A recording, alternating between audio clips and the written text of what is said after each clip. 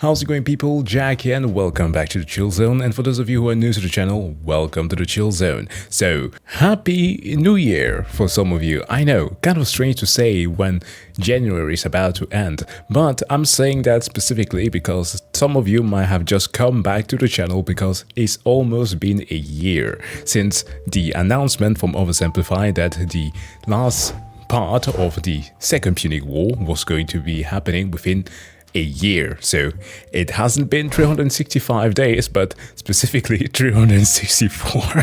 That is a great move. I absolutely love it. And of course, he delivered. We have a brand new video here on the Second Punic War, Part 3, likely the end that might see the death of Hannibal at the hands of his bolder, sexier and perhaps superior Roman equivalent in the form of Scipio the Young. Or did Hannibal go out on his own terms? For those of you who know me, I always strive to provide as much commentary as I can when it comes to videos, and I'm not afraid to say that when it comes to history, while I do know some bits and pieces here and there, I often do feel a little bit out of my depth, especially when it comes to the specifics of things, so I'm going to try my best to keep up here. But I do believe that this is a part where Hannibal is going to be committing a grave mistake as to underestimate the Romans' tenacity and tendency of being extremely stubborn, which has been proven in previous videos. So without further ado, let us jump straight into this one. This video was made possible by NordVPN. As Click always, the link in the description to get an exclusive deal with 4 extra months. Head over to the merch store to pick up some character pins, calendars, and more. Ooh, also, Scipio. Ever needed to enact vengeance on your enemies, but always Is that a Hannibal felt too plushie? shy? Well, fear not. Little Hannibal is here. Oh, figurine. Support our channel by heading over to oversimplified.youtube.com and buying your very own pocket-sized piece of vengeance. Our exclusive Gotta get me some Hannibal coffee figure real quick. is in limited supply, so get it quick.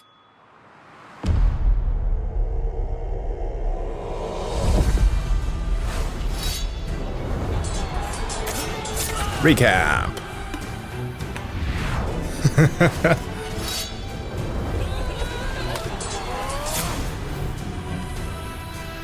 Okay, again, when it comes to those numbers, right? Not that I am contesting any of these. As we talked about last time, there's this quote that is often perpetuated, sometime in good faith, sometime in bad faith, which is that the history is written by the victor. By the victor, a match of winner and victor, but it is of course written by historians. Now, depending of course on the available evidence, we are going to be judging how vast the casualties actually were. Where most of the contemporary who wrote these things down from the Roman side, they are likely to overinflate the numbers to make Rome look stronger than they were, and vice versa if it was for the Carthaginian. This of course does not take away from the fact that a hell of a lot of lives were lost there, and the likelihood of there being like rivers of blood is not something that can just be dismissed.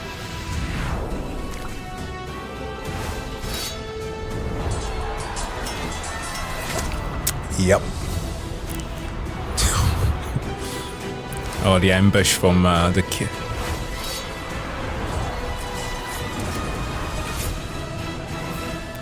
Oof. Yeah, that one especially.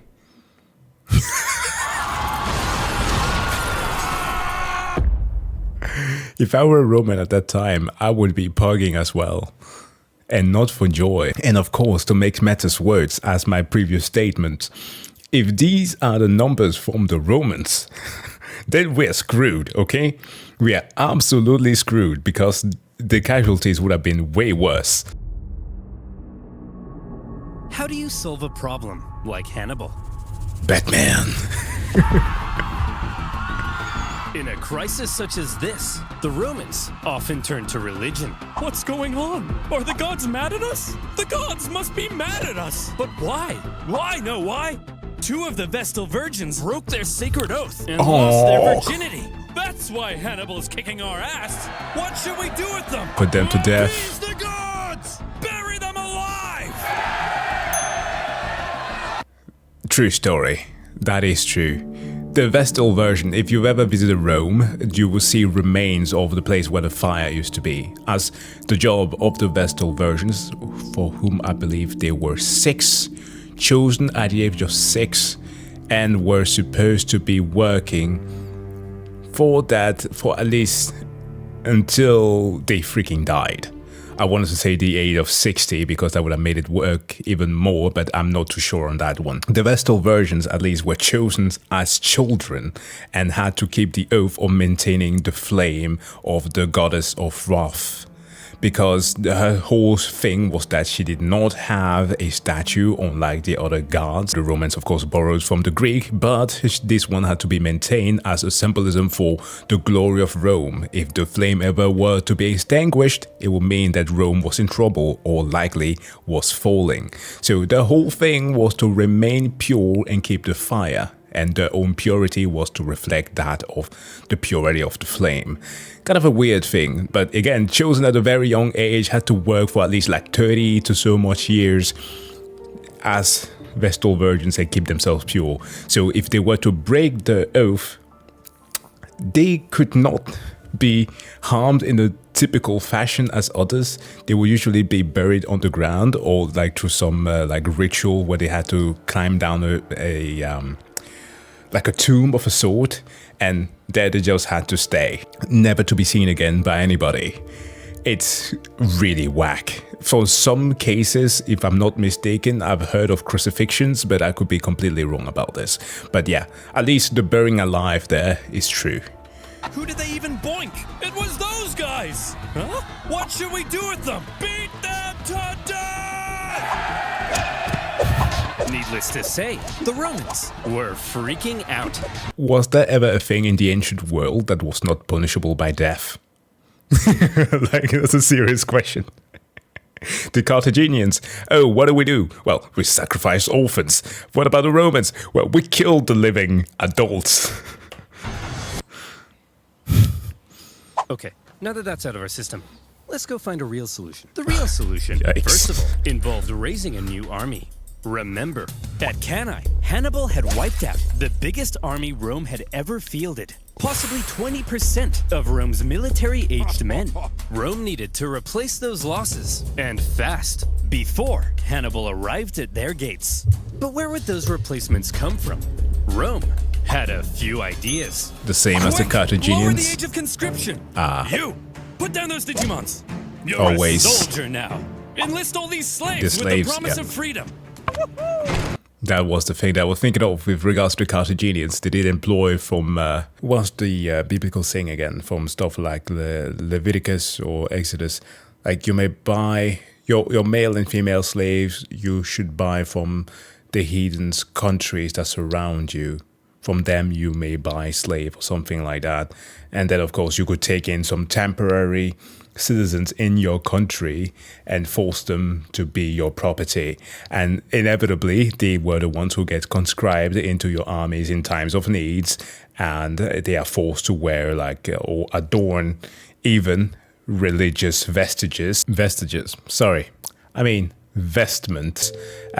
go into combat, because again in time of needs those are the things that are left behind that you can fight with. And equip them with all these religious weapons and armor. Anything we've got. Yeah. All right, men. You are Rome's last line of Teddy defense. Man the walls.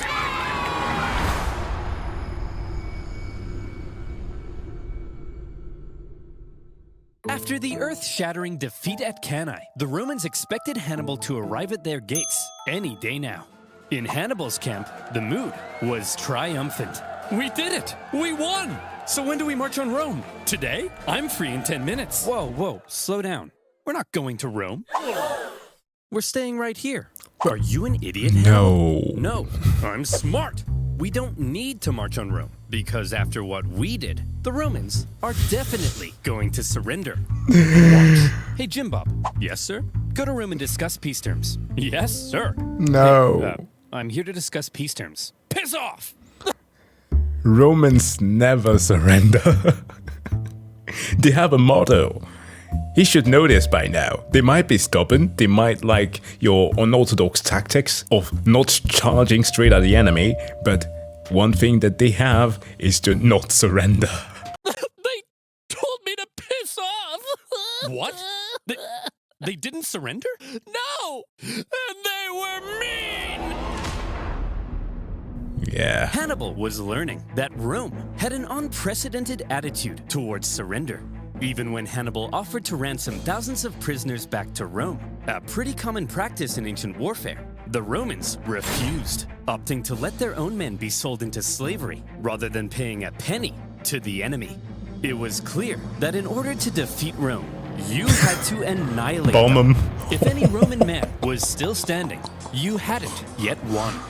But still, Hannibal decided not to march on Rome, and it was a controversial decision. Yeah. Even one of his own commanders famously told him, "Hannibal, you know how to win a battle, but you do not know how to win a war." Roasted. From Hannibal's perspective, perhaps he knew his army was designed to survive behind enemy lines and sow chaos. It may not have been well equipped to undertake a risky siege of one. And I'm so sorry, his I'm sorry. perspective, know how to win I'm sorry, we need to see the elephant again. a war. From Hannibal's perspective, perhaps he knew his army was designed to survive behind enemy lines and sow chaos. It may not have been well equipped to undertake a risky siege of one of the most fortified cities on Earth. Yeah. Plus, with many of the southern cities defecting to his side after Cannae, Hannibal likely thought things were going pretty well. Which, rightfully so, I want to say that any other army who was subjected to what Rome was subjected to would have given up ages ago. But not Rome though. Surrender was not part of their vocabulary. As is, we'll stay the course. Okay, so the Romans didn't surrender after 3 major defeats. But surely they'll surrender after 4. Unfortunately for Hannibal, however, after Cannae, the Romans well and truly learnt their lesson. Well, would you look at that? Remind me, who was it that said Hannibal was too dangerous to fight? You. And who said we shouldn't fight him directly? You. And who tried to fight him directly? Us. And what happened? We lost 20% of our military-aged men. That's right. So tell me, when Hannibal approaches, what do? We run away. I'm a genius. Clap for me. After Cannae, Fabius Maximus kind of became the unofficial leader of Rome. Yeah. Even if others were elected consul, No his cohorts. influence was unparalleled, and Rome quickly reverted to the Fabian strategy of avoiding Hannibal. Yeah, that's more or less where the strategies got its namesake. Of course, was a thing that was already existing. Hannibal did it, but yeah, a strategy that they made popular, which was smart. I mean, they're going to be acting as cowards, but that's how you win a war. That's how you save your people at the end of the day. They knew they couldn't defeat him, so instead, they hoped they could at least contain him. They raised an impressively large number of men, partly by enlisting teenagers, slaves, and criminals. And rather than trying to fight Hannibal, they instead turned their attention towards those treacherous southern cities that had switched sides. Thanks for joining the winning team, guys. Here's the deal. All you have to do is provide me some troops and defend your own city, since I'll be too busy to defend it for you. Now, I'm going to briefly turn around, look this way, and when I look back, you better not be being massacred by the Romans. Oh, for goodness sake! The Romans spread out their newly formed legions and began attacking the southern cities here, there, everywhere. The southern cities expected to have Hannibal's protection, and Hannibal was inundated with requests for help. He was forced to run around southern Italy, trying to encourage defection while rescuing his own allies. But when he showed up, the Romans would often leave, only to come back the second he went away again. And as these southern cities found themselves being punished severely by the Romans, they began to realize that joining Hannibal may not have been such a good idea. Bit of bone. Hey! You think you're so big? Attacking my allies? Why don't you come out and face me? Because you're scary! The Fair. southern cities frequently switched sides depending on who appeared to be winning, and the whole situation became a nightmare for Hannibal to control. playing a constant game of Roman Whack-a-mole. whack-a-mole to fend off the enemy armies. Roman. Having not long ago seemed near extinction, the Romans had managed to turn the situation around by placing Hannibal in a clever predicament. If he left southern Italy, the southern cities would likely capitulate to Rome, meaning he couldn't leave. And since the Romans wouldn't fight him, he couldn't inflict any more dangerous defeats. But then Hannibal still had forces all the way back in Carthage, right? That he could get across. But then they would have to get to Italy in the same way that he did, through the passing across the Alps. Yeah, that would suck. Oh, that would suck. For now, Hannibal had been muzzled. Southern Italy had been his prize Clever. for his impressive Italian campaign. But those clever Romans found a way to take his prize and turn it into his prison. With the Fabian strategy neutralizing Hannibal for now, the Romans were freed up to refocus their attention to other fronts.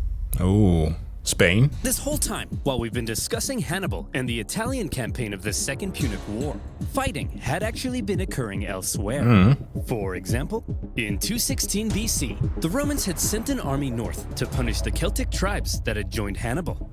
However, as the Romans entered the Latana forest, little did they know those clever Celts had set up a trap. The Celts dropped trees on them, decimating the Romans, and they even took the commander's head to use as a religious sippy cup. So that went pretty bad. Whoa, Celt very was bad. insane. But Ooh. thankfully, in other theaters, things were going a bit better. For example, let's look at Sicily. After Cannae, internal chaos in Syracuse caused this longtime Roman ally to switch sides, because being a winner is more fun. The Carthaginians also landed troops, hoping to retake their lost island, while Roman proconsul Claudius Marcellus moved in to besiege Syracuse. The siege was a brutal slug for the Romans, largely due to the presence of one famous scientist and mathematician, Archimedes. Oh my days. Okay, here we go. Archimedes. Cool dude. I'm gonna say that. Archimedes did a lot of cool stuff. Actually, he is well known for having created better construction methods to the walls and I want to say aqueducts as well. Irrigation and stuff. He's known for the screw, right? And of course, obviously, his contribution to hydrostatics. So, yeah, one would think that he was very good at city building, which he was, but some of his contribution to war were controversial. So I'm kind of excited to learn what they are going to focus on here. He lived in Syracuse at the time, and he invented a variety of clever contraptions to defend the city. Yeah, There was a it's giant clever. claw that could grab and destroy Roman ships, and purportedly even a big mirror that could magically ignite them. The claw. The claw. Let's explain the claw a little bit, because that one was hella stupid. Because the claw is about one of the dumbest war weapons, because that was his purpose, that I've ever seen close to Dr. Little's bath bomb. And I'm not saying bath bomb as the foamy agent that you tend to put in your relaxing water when you need to have an evening with la girlfriend. No, I'm talking about bat bombs.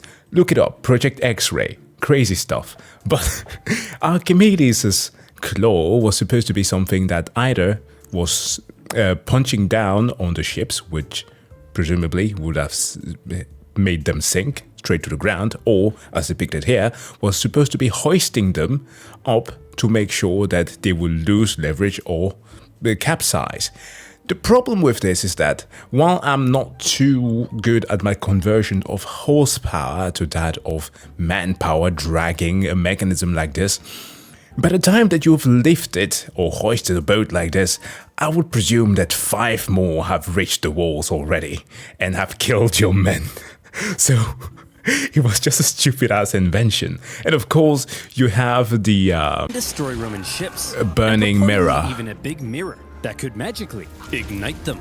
Yeah, this one you may have seen in Mythbusters if you've encountered that.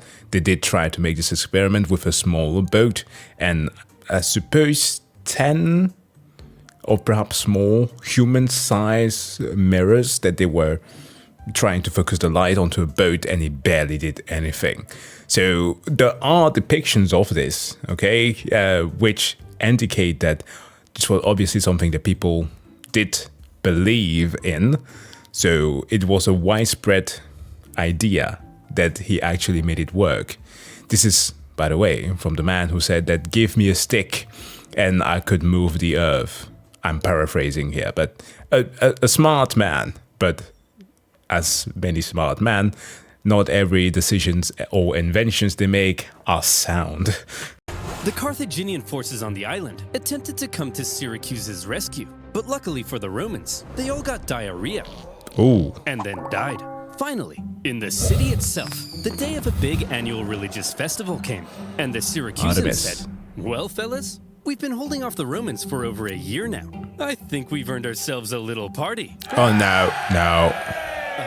Sir, we're still under a massive siege. Are you sure? They'll probably take advantage of it. Of Well, course. Carl, I'm taking advantage of the open bar. Sir, they've got battering rams. Well, Carl, I'm ramming these hors d'oeuvres into my mouth. Sir, they'll tear down our walls. I'm happy that they went with hors d'oeuvre and not something else. Well, Carl, I'm tearing it up on the dance floor. Sir, they're literally at the gates. Well, Carl, I'm literally at the cheese platter. Marcellus took Listen to advantage Carl. of the drunken festivities, stormed the city, and plundering ensued. In the chaos, Marcellus ordered Archimedes be captured alive. Some sources say Roman troops entered Archimedes' home, and they were like, "Hey man, are you the math guy? Go away, I'm drawing circles. Look, I just need to know if you're the nerd. Come on, bro, get out of here, you're messing up my circles." Now is not a good time to draw circles. It's always a good time for circles. Yeah. I love circles. In all fairness, it's always a good time to draw circles for Archimedes, because he is the reason as to why we have the formulas of the both area of a circle and, of course, the surface of a sphere. And also, I do believe that during his time, there was consideration for the value of pi, which was in between something like 2.8 to 4, and his estimate of pi was damn close to like 99% accurate. So yeah, the 3.1415 so on. Either stop Crazy. drawing the circles or I kill you. I choose the circles. Despite not securing Archimedes, by 210 BC, the Romans did secure Sicily and also put down a Carthage-supported rebellion on nearby Sardinia. 2 Roman successes, and there were more to come. After Cannae, King Philip V of Macedon saw an opportunity. He was concerned with recent Roman expansion into Illyria. And so, when he saw Hannibal annihilating the Romans in Italy, he said, "Oh my gosh, hey! Hey, Hannibal! Oh my gosh, you're so cool! Let's form an alliance and annihilate the Romans together!" Sure. Yes! Oh, it's Philip VI. I so wanted to make a Iskandar or Alexander the Great reference there, but we are talking BC. Yeah, it's before. Alexander was in 300 BC. Hannibal's around 200, right? So yeah, Philip VI makes sense because his dad, the dad of Alexander, was Philip II.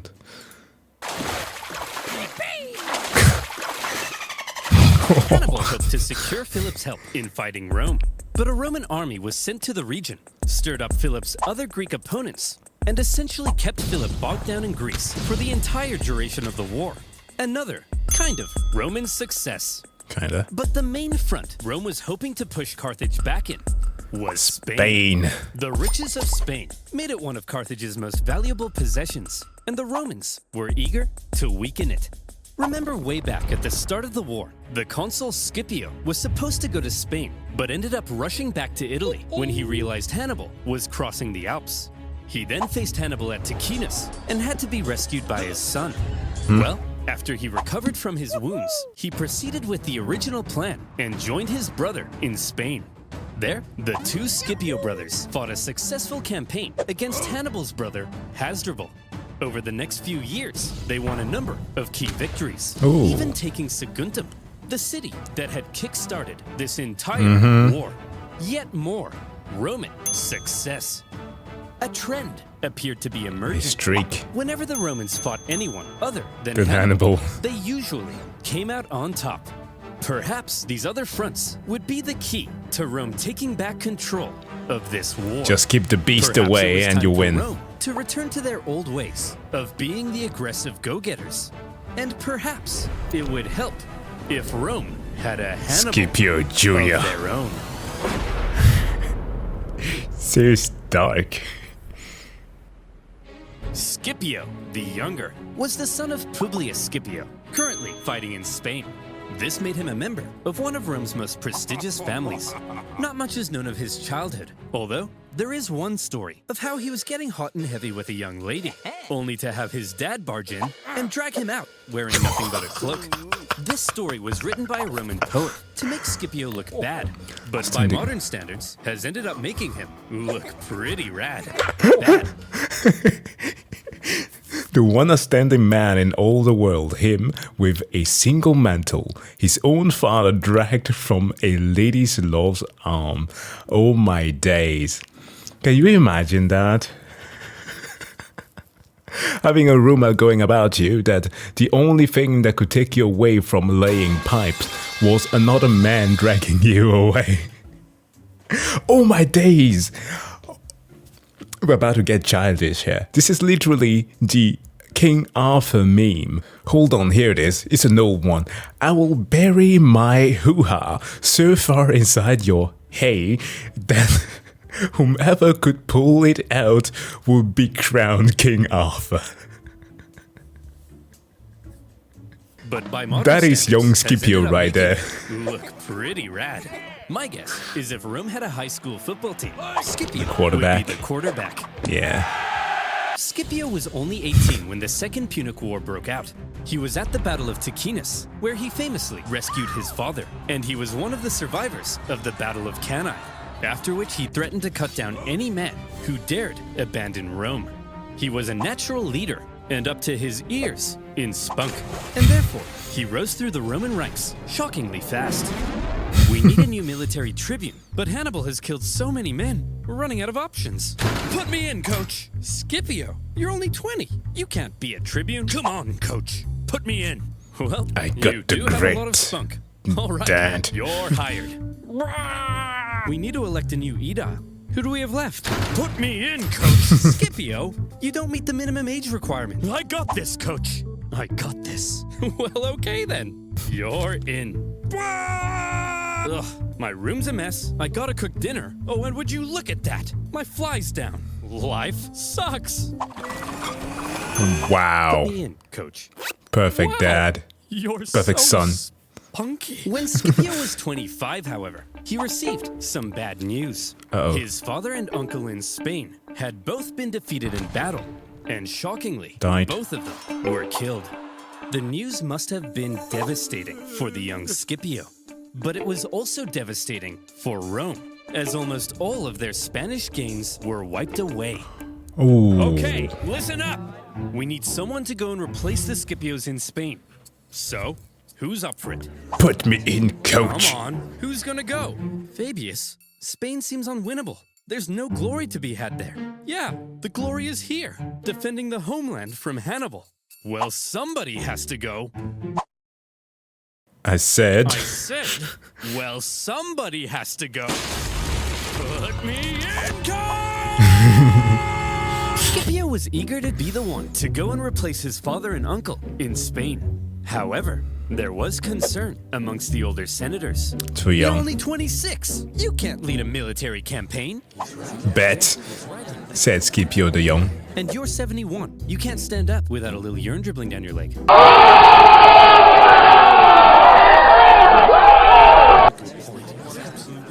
Scipio didn't meet the typical requirements for the position, but as the only person willing to go, this young piece of hot Roman meat was unanimously elected proconsul and sent to lead the Roman armies in Spain. Young piece of Roman meat. That's a way of putting it. He hoped to carry out a campaign as impressive as Hannibal's had been in Italy. In fact, Scipio rather admired the one-eyed general. Scipio, you've got a Hannibal poster in your room. Yes, but he's the enemy. I'll let you in on a secret, Billy. You know how we're gonna win this war? By From marching our straight at the enemies. enemy? No, that's the old way. We've gotta be less Roman and a little more Hannibal. Hey, by the way, don't just barge into my room. That's an infringement of my privacy. Privacy? No VPN. Privacy, you say? Let's go. Well, Scipio, if it's privacy you want, then you, my friend, need NordVPN. Don't touch me. How would you like to be innocently downloading inspirational photos of Nicolas Cage, only to realize it's malware stealing your data with a single click? Oh yeah, that's the thing. Sometimes it gets blocked. So get protected today by heading to NordVPN. Oh yeah. Already have Surfshark though. Contained a young piece of hot Roman meat sent to lead the Roman armies in Spain. Scipio was charismatic, extremely confident, bold, and probably most importantly of all, he thought differently from other Roman generals. So, Skippy, what's the plan? Don't call me that. We're Roman, so same thing as usual, right? We march straight at the enemy, right? Get this, Billy. No, we don't. Scipio was a real outside-the-box thinker. There were 3 main Carthaginian armies in Spain, 2 led by Hannibal's brothers, Hasdrubal and Mago, and another led by Hasdrubal Gisco. Most Roman generals might have looked at these armies and said, I just gotta, march straight at these guys and kick their ass and stuff. No, But that's the not wrong strategy. Scipio. At a time when many believed winning battles won wars, one of Scipio's greatest strengths was an ability to see the overall strategy behind his actions. He knew that Spain was the closest thing Hannibal had to a base of support. With its mass resources and manpower, it's where Hannibal likely hoped to get supplies and reinforcements from. Spain's base of support was the city of New Carthage, the most fortified city on the peninsula, perfectly positioned to communicate with and receive supplies from Africa. Yeah. So, if Scipio managed to take New Carthage, he could take Spain. And if he took Spain, then maybe Hannibal would fall. Yeah, it's this idea of always planning for the long run, right? Not just for a short battle. Pretty ingenious on his part, at least. To Scipio, Spain wasn't just some sideshow. It was the main The show, main theater. and it all rested on New Carthage. But a surprise attack on Carthage's capital city in Spain? It was a ridiculous idea. Even if you pull off the 7-day forced march past the Carthaginian armies to New Carthage. Once you get there, you'd only have a couple weeks to take the city before the Carthaginians arrived to kick your ass. Sieges of cities that fortified usually took months, if not years. So, Scipio, how are you going to pull this off? Well, first of all, to make sure the surprise plan stayed hidden, Scipio kept it a total secret, even from his own men. Where are we going, Skippy? I'm not telling you. Is it Disneyland? I'm not telling you. I think that means we're going to Disneyland. This secrecy kept the Carthaginians from preemptively reinforcing the city. As a result, New Carthage was left under garrisoned. Also, you never know who's going to spill the bean. Like, you might have a general that might get, captured or whatever, and then through torture, they end up revealing what your plans are. And that's also where the entire thing of, soldiers, I guess, believing in the myth of their leader comes into play.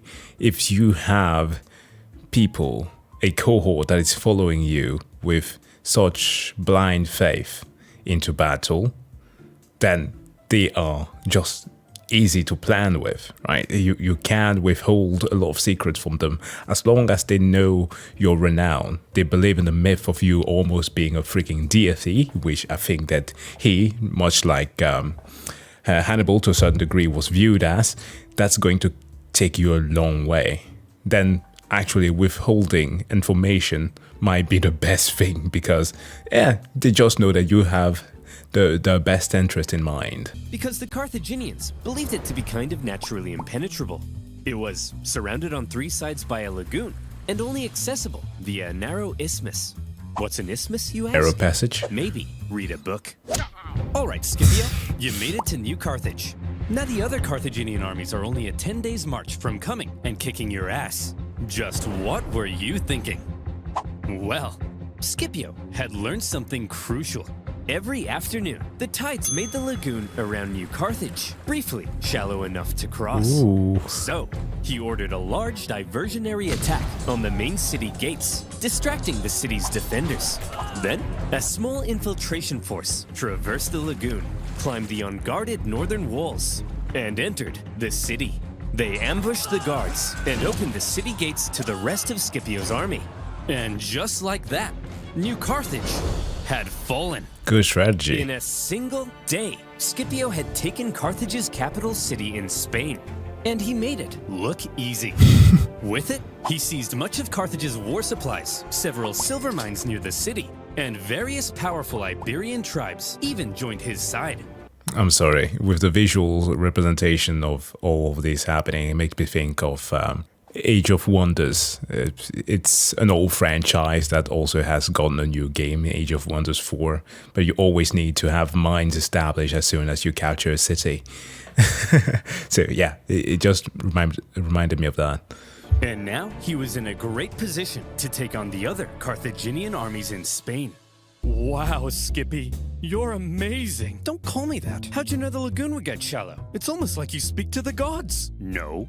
I told him. All the local farmers know about the Yes, that's it. I speak to the gods. Wow! Scipio had no problem allowing his men to think he was divinely inspired. Roman writers also tell us another of Scipio's traits. He was apparently quite merciful in victory and often protected the inhabitants of captured cities. That also helps if you want to win people over as potential allies, that you show some mercy. Hannibal kind of did that with the Celtics, right? But how much did he extend it? We just saw how he left some of his men behind to be slaughtered while he was bouncing back and forth, which of course is not an easy task to do, but just saying, if Scipio could stretch that out, then Hannibal should have been able to do the same. Spencer! What are you doing? Well, I was just about to murder this family. Hey, bad Spencer! No! Can I at least kill the dad? No! What about the... No! Having an ancient Roman being called Spencer sounds almost as unbelievable as a... an Israeli being called Jason. Which, if you read biblical verses, right, there are like something like the book of Acts where you have like Paul being protected by Jason. It doesn't sound real at all, but likely could be an actual name. Oh, you're mean! The Carthaginian generals in the region must have been shocked at the loss of their capital city. There was now a Terminator in Spain, and he was coming. In 208 BC, he made a move on Hasdrubal, hoping to defeat him before the other Carthaginian armies could come and link up. When Hasdrubal heard Scipio was coming, he said, Hasdrubal did Brother, the sensible save me. thing and climbed a big hill for safety. Hey! Get down here! I want to kill you. Fat chance, Vin Diesel! Well, he doesn't have to be rude. Family. So what's the plan then, Scipio? This time, we march straight up and at him. Right? Right, Scipio? Billy? No. Scipio once again displayed a distinctly not Roman approach to fighting, when instead of marching straight up and at him, Scipio feigned a frontal skirmish, only to pull off a surprise uphill in Hey! Not an easy thing to do, but Scipio had trained his army to pull off maneuvers that typical Roman armies couldn't.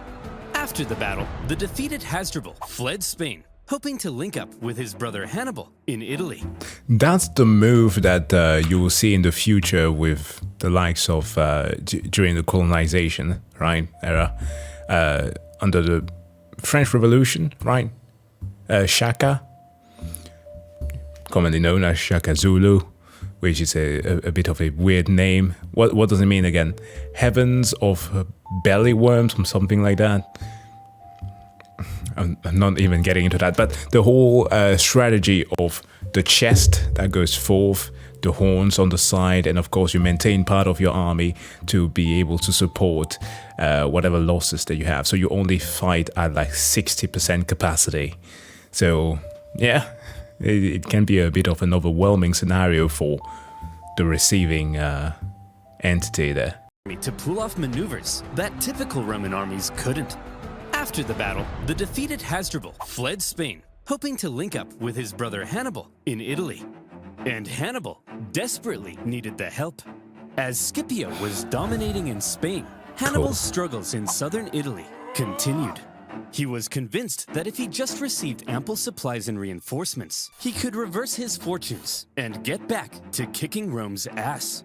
But for the remainder of the war, he would suffer a frustrating lack of support from the Carthaginian Senate. Of course. After Cannae, Hannibal had sent his brother Mago to Carthage, where he famously poured out golden rings taken from fallen Roman knights. He told the Senate that with reinforcements, Hannibal could finish the job. But a growing faction in the Senate, possibly jealous of Hannibal's rising influence, opposed sending any help. Come on, man. You've seen the man win you victory after victory. Ridicule the biggest army on the planet. Reduce up to 20% of the army. Yet still, you have resentment. Like, I'm not saying that you absolutely have to agree with everything that he says, but he knows more about the battlefield than you do. At least, take all of his propositions into consideration. In the end, a large number of the reinforcements gathered for Hannibal now ended up being diverted to stop Scipio in Spain. Of course, Just because as he they had want to hoped, maintain the Scipio's riches. campaign in Spain was actively harming Hannibal in Italy. However, those reinforcements meant that when Scipio made a move on the remaining Carthaginian armies in Spain, they now likely outnumbered him. With the odds heavily stacked against him, it would take some serious skill to win this battle. This time we're gonna march straight at them, right? No, Billy! No.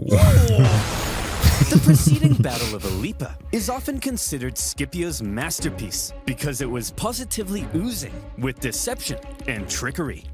First, both sides spent several days forming up and facing off without actually fighting. On each day, Scipio placed his strongest Roman legions in the center with his weaker Iberian allies on the sides. Seeing this, the Carthaginians were like, "This guy's an idiot. We've seen his plan. His strongest troops are going to be in the center. So let's form all of our battle plans based on this information. I'm sure he won't change anything at the last minute."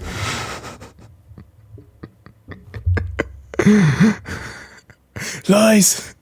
Deceptions! Then, when the day of battle came, Scipio woke up the Carthaginians with an early morning attack, Oh, he did a Hannibal! causing them to rush out of camp without breakfast.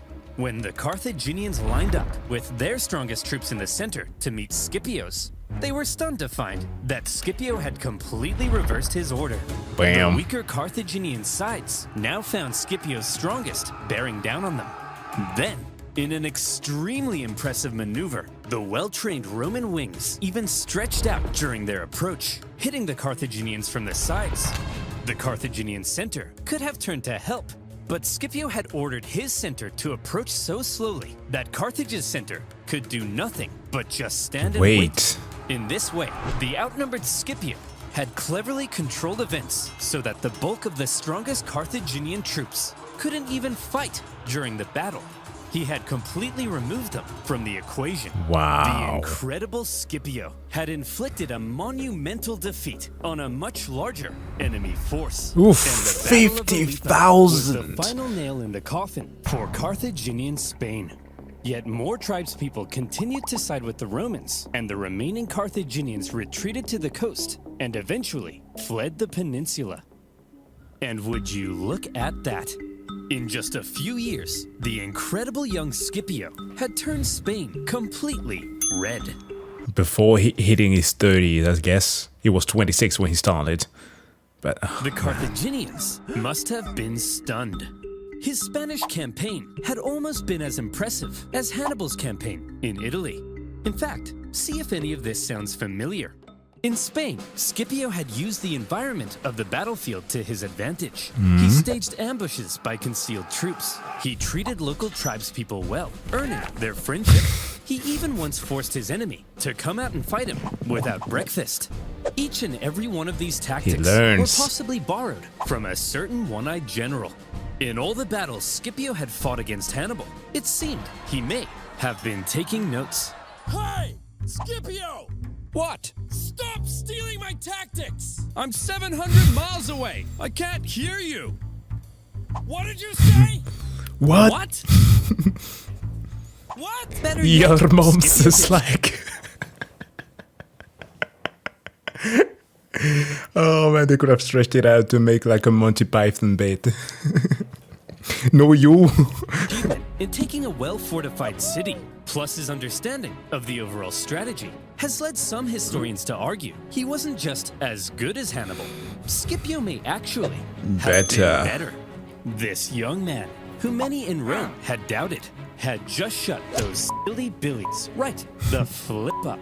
Mere years ago, it looked like Rome had no chance of even surviving this war. But now, the momentum of war was shifting astonishingly fast. And for Hannibal in Italy, things continued to head south. Couldn't get worse. Before Scipio had even gone to Spain, the Romans had placed Capua, Hannibal's largest city in Italy, under a dangerous siege. And in order to rescue it, Hannibal needed to take drastic action. Fast. Man, everything's falling apart. Fine, I'll do it. Do what? Yeah, you've convinced me. I'll march on Rome. That's like ages ago, dude. No, don't do it. Hold on, I need to charge these things. I don't know how many years passed, but using scare tactics right now is not the way. Hannibal, that conversation was 5 years ago. 5 years. No one's trying to convince you to march on Rome. I said I'll do it. Quit nagging me. Ugh. Hannibal finally marched on Rome, hoping it might draw the Romans away from Capua.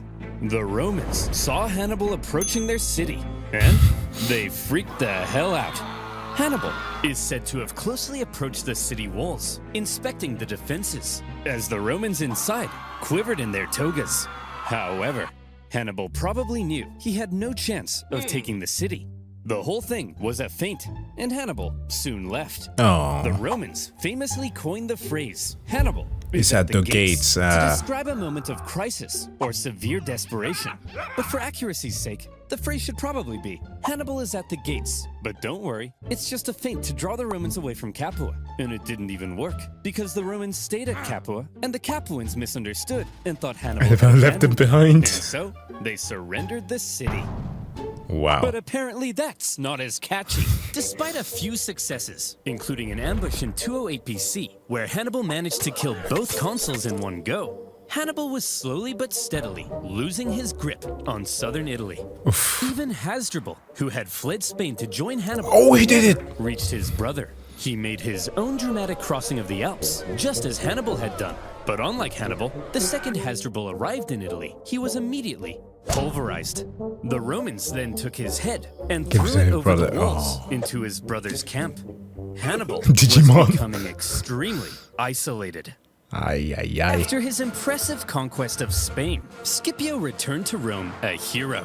And when the election came for next year's consuls, despite not meeting the typical requirements, Scipio won in a landslide. But the question now was, what would he do next?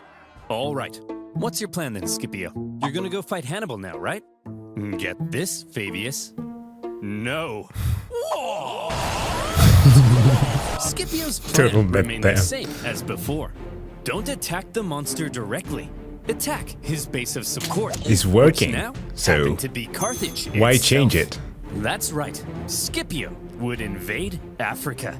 However, Scipio understood that any invasion of Africa would stand a much better chance if he could secure an alliance with one of the African tribes. Throughout the war, Carthage's far superior Numidian cavalry, which came from this part of Africa, had played a critical role in winning battles.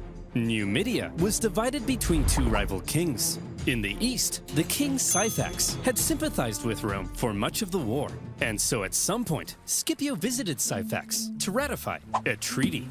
It just so happened, however, that the Carthaginian general Hasdrubal Gisco, whom Scipio had fought in Spain, also arrived at the exact same time. And so Syphax invited both Scipio and Gisco for a meal. Eating contest. The two men fought for Syphax's alliance, and by Roman accounts, Scipio was positively charming. Come on, Syphax, stick with us Romans. We'll build a naked statue of you. Very enticing. If you join our side, Syphax, we'll give you a 2% discount on figs. You like figs, don't you? not really. No. Hey, Syphax, check this out. Wow! Hey, Syphax, check this out. Did he just dead himself? I believe he did. Well, Scipio, you clearly are the most charming man in the Mediterranean. My alliance is... Syphax, I'll let you marry my extremely hot daughter.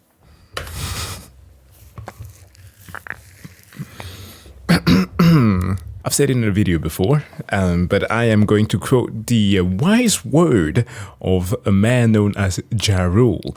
Is the power of the P-U-S-S-Y. Yours! Humana, humana! Unable to compete with Syphax's libido, Scipio instead made contact with Syphax's rival, the other Numidian king, Massinissa, who was a longtime ally of Carthage.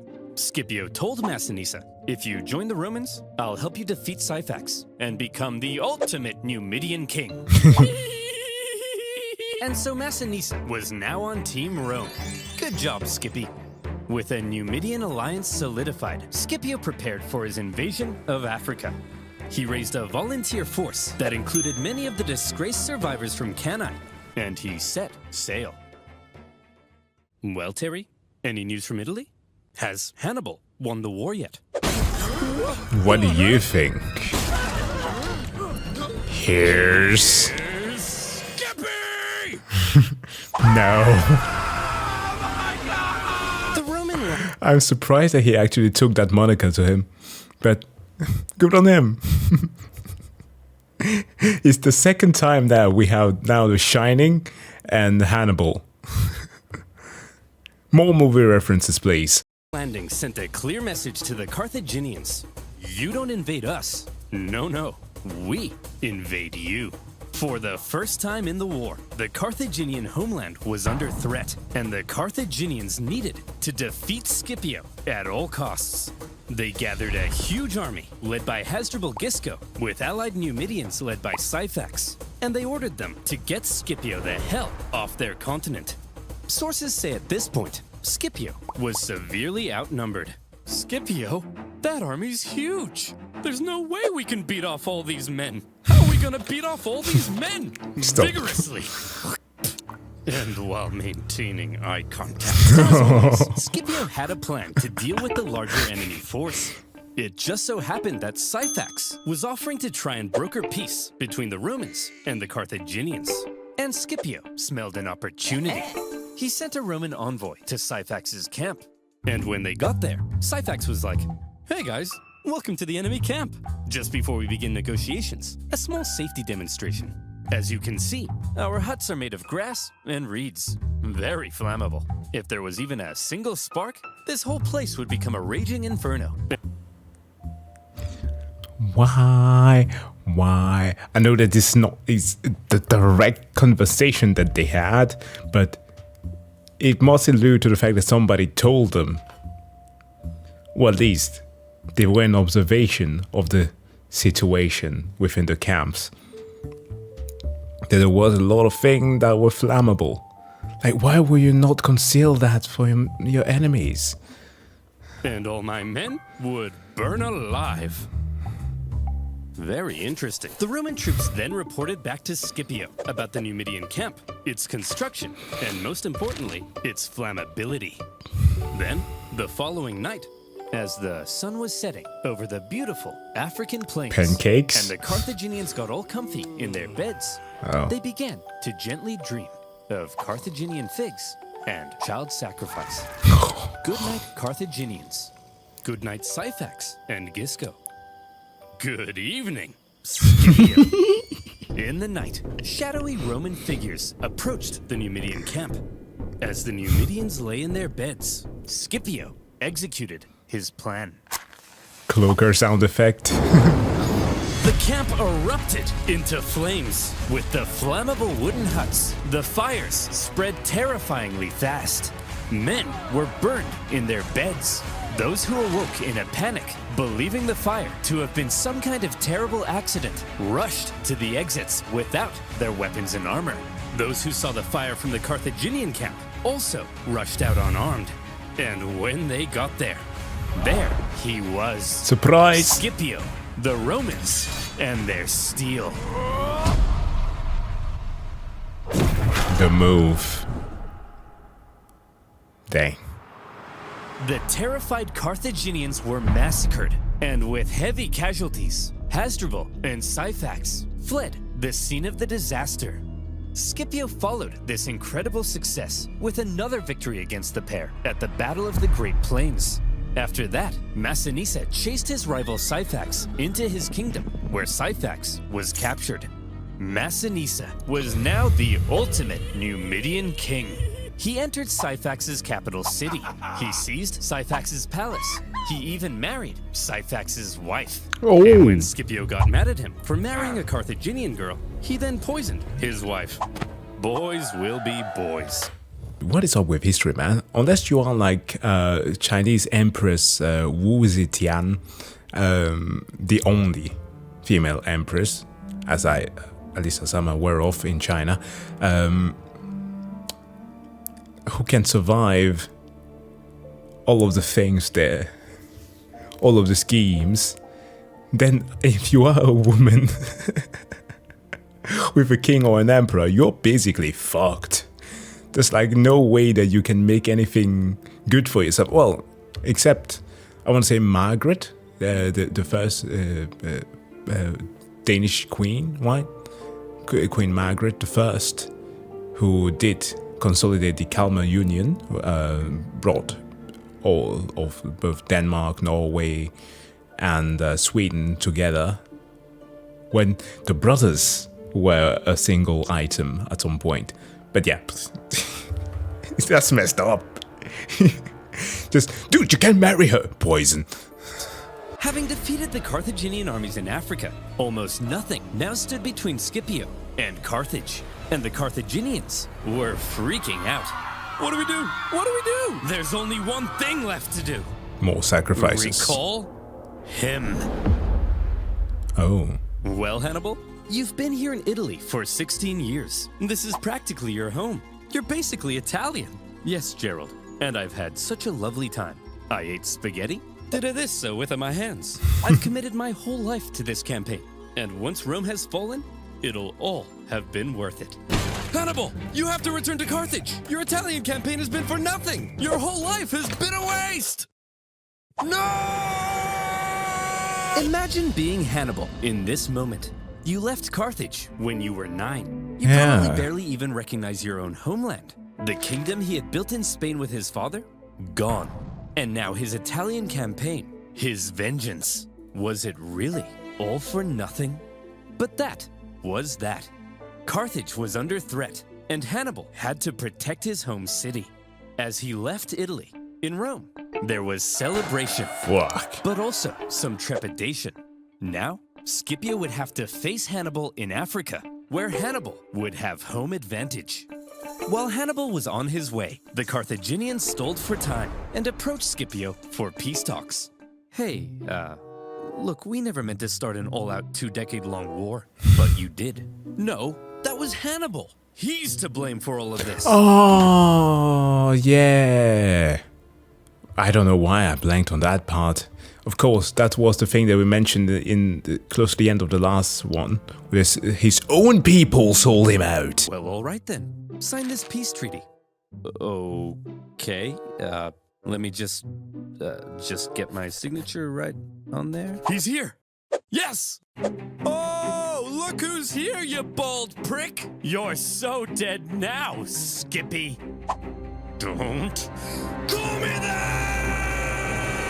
After Carthage proposed peace, only to then go back on it, the normally merciful Scipio was enraged. He began refusing to accept town surrender, and instead began burning everything to the ground, selling everyone into slavery. Hannibal, he's burning our towns. Go stop him. Guys, he's obviously trying to lure me out there to fight on those flat plains, where his Numidian cavalry will give him the advantage. It's a trick. Well, it's working. Go and fight him. It's obviously a trap, and we're falling for it. Go and fight him. Hannibal set out to meet Scipio in the western plains. And here came Scipio's final test. Finally, the teacher would face the student, the two greatest generals of all time, in one last, decisive battle. Would Hannibal's genius still shine through? Or would Scipio prove that he had surpassed the master?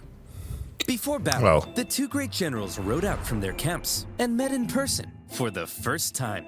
Hannibal, I'm a huge fan. I thought you'd have more hair, and I thought you'd have more eyes. Touché. They then had a conversation, which I'll paraphrase. Hannibal said, "At the start of this war, I had great fortune in Italy. But look at me now, a sad old man who, like other sad old men, failed to conquer Rome. Your fortune can change rapidly, Scipio. You should consider negotiating a peace rather than risking it all in one last fight against me." Very eloquently put. What was he, like, Scipio then 35? replied, "You negotiate? Negotiate what? I took Spain. I'm about to burn your pathetic city to the ground. What could you offer me in negotiations? Hair. I already have it all." Here's some keeps.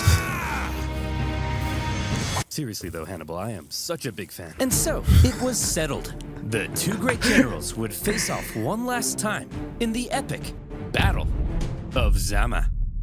Scipio gave his men, consisting of many survivors from Cannae, a pre-battle speech, telling them not only would they gain redemption, but they could become masters of the world. Hannibal told his men probably nothing, because most of them didn't even speak the same language. As the two armies lined up for battle, something interesting became clear. Facing the same issue that the Carthaginians had in the start of this entire mess. Non-consolidated battle force that is going to lose because of lack of coordination. Hannibal had more infantry and hoped to use them to brute strength the Romans. But Scipio had the nimble Numidian cavalry and hoped to pull off an envelopment. It was a complete role reversal of Cannae. Yep. As the battle began, Hannibal made his first move. He sent his 80 war elephants to smash through and weaken the Roman infantry. Scipio had the perfect response. He had altered his formation to create passages between the Roman maniples. His light troops stepped aside at the right moment, revealing the gaps ahead of the charging elephants. Elephants, if given the choice between a suicide charge into spears or a Just nice go clean through. escape, will probably choose the escape. And that's what happened. Some elephants were so frightened from the noise that they even turned and smashed back into the Carthaginian cavalry, which the Roman cavalry then engaged. Your move, Hannibal. Hannibal wasn't an idiot. He knew that he was fighting superior Numidian cavalry on open plains. So when his weaker cavalry ended up being routed from the battlefield, he probably wasn't surprised and hoped the Roman cavalry would be lured as far from the battlefield as possible, because his infantry needed time to do a clever little job. Hannibal had the numerical advantage, and he had positioned his army in 3 lines. The weaker troops were at the front, while his best men, the army that had been with him in Italy, were in the rear. As the Romans smashed into the weaker front lines, they managed to cut through them, but suffered losses and exhaustion in doing so. The same with Hannibal's second line, so that by the time the Romans reached Hannibal's superior third line, the two sides may have now been about equal in number. But the exhausted Romans had just fought an entire battle to get there, while the remaining Carthaginians were fresh and ready to go. Time for was still slaughter. a genius. And this is where the final race began. Could Hannibal's stronger infantry finish off the Romans before the Roman cavalry returned from their pursuit? Who would be quicker, the Carthaginian infantry or the Roman cavalry? The answer: the cavalry. They had called off their pursuit just in time to turn around and hit Hannibal from the rear. And that was the deciding move.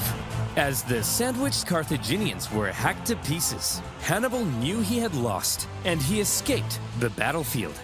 It was a battle that some historians say was well fought on both sides. Both showed their genius, but fortune fell in the favor of Scipio. With just a few thousand Roman casualties compared to 40,000 Carthaginians, Scipio had won. Hannibal advised the Carthaginian Senate that it was time to surrender. 17 years of war, finally over. The terms Rome placed on Carthage were harsh. They lost territory and were prohibited from starting any more wars with anyone without Rome's explicit permission. Carthage basically became a weak Roman client state. And what of these two military geniuses? Well, Scipio returned to Rome triumphant. For his victory in Africa, he was given the title Scipio Africanus. He had delivered Rome from an existential threat, and so, from here on out, he was primed to dominate Roman politics. He was even offered to become consul for life, but he humbly refused. Politics being what it is, however, jealousy eventually grew. Yeah, Scipio and his of family course. ended up battling accusations of corruption. And Scipio, possibly becoming tired of Roman politics, retired to a nice country house by the coast. Hannibal also took a leading role in Carthaginian politics after Chief the war. Magistrate, okay. But again, due to jealousy, factionalism, and a possibility of arrest by the Romans, he eventually entered exile.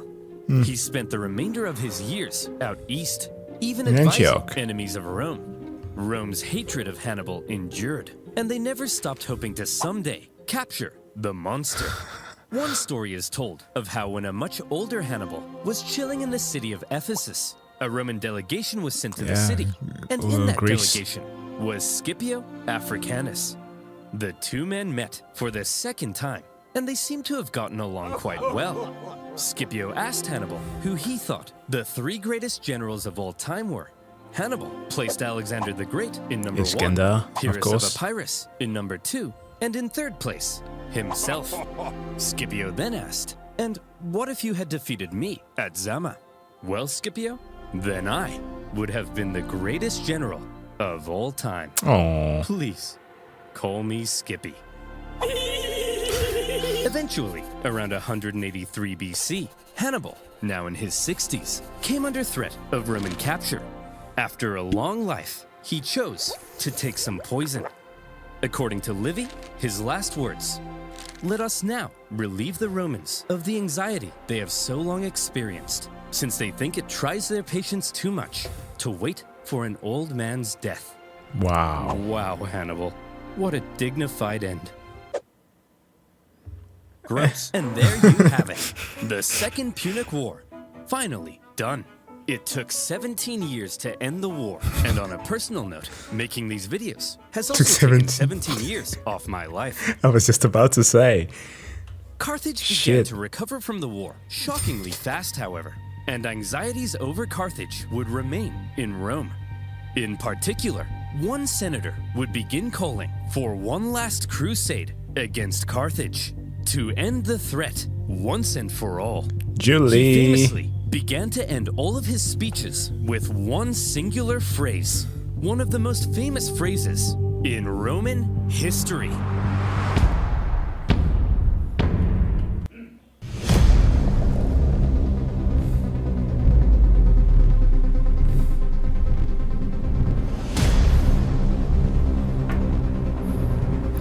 Coming eventually. In a year's time. This was beautifully made.